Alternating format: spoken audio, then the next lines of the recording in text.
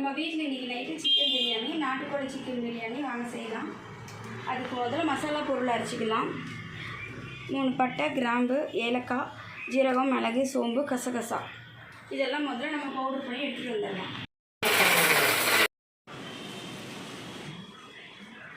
பிரியாணி மசாலா அரைச்சிட்டு வந்துட்டோம்.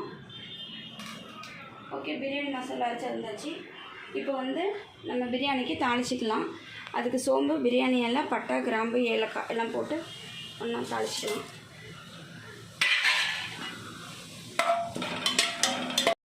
இப்போ வெங்காயம் போட்டுக்கலாம். வெங்காயம், பச்சை மிளகாய் போட்டு வதக்கிக்கலாம். வெங்காயம், பச்சை மிளகாய் நல்லா வதங்கிடுச்சு. இப்போ புதினா, கொத்தமல்லி போட்டுக்கலாம்.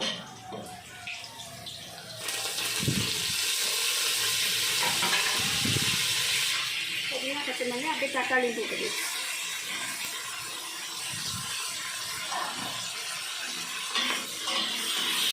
இஞ்சி பூண்டு போட்டு வதக்கிக்கலாம்.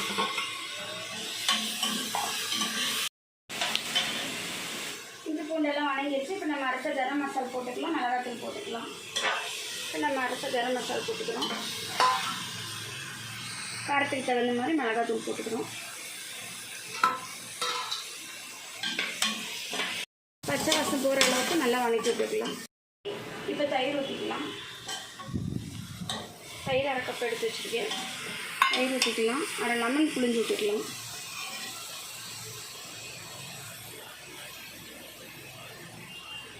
நல்லா வதக்கி விட்டுறலாம். சிக்கன் போட்டுக்கலாம். சிக்கன் பீஸ் போட்டு நல்லா வதக்கி விட்டுறலாம். வதக்கிட்டு இந்த டம்ளரில் 1.5 டம்ளர் அரிசி எடுத்துருக்கேன். 1 டம்ளருக்கு 1.5 டம்ளர் தண்ணி வச்சுக்கலாம். 1.5 டம்ளருக்கு 2.25 டம்ளர் நம்ம தண்ணி அளந்து ஊற்றிக்கலாம். நம்ம 2.25 டம்ளர் தண்ணி ஊற்றிக்கலாம்.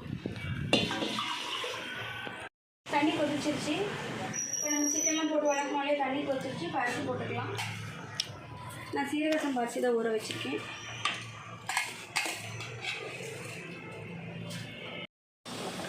இங்கே பாருங்கள், அரிசி தண்ணி எல்லாம் போட்டு நல்லா எண்ணெய் பிரிஞ்சு வர அளவுக்கு வந்துருச்சு.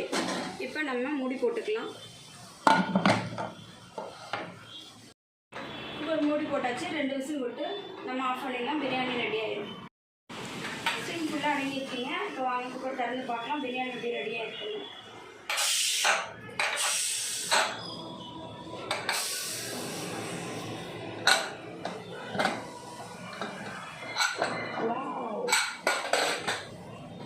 பிரியாணி பாருங்கள், சூப்பராக ரெடி ஆயிடுச்சு. பாருங்கள் எப்படி ரெடி ஆகிருக்குன்னு.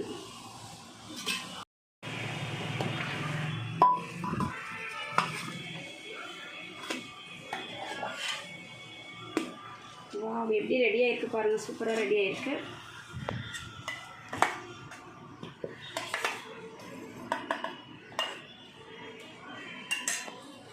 ஓகே, நம்ம வீட்டில் இன்றைக்கி நாட்டுக்கோழி சிக்கன் பிரியாணி ரெடி ஆகிடுச்சு. நீங்களும் செஞ்சு சாப்பிட்டு பார்த்து எப்படி இருக்குன்னு கமெண்ட்டில் சொல்லுங்கள். ஓகேங்க, பாய்.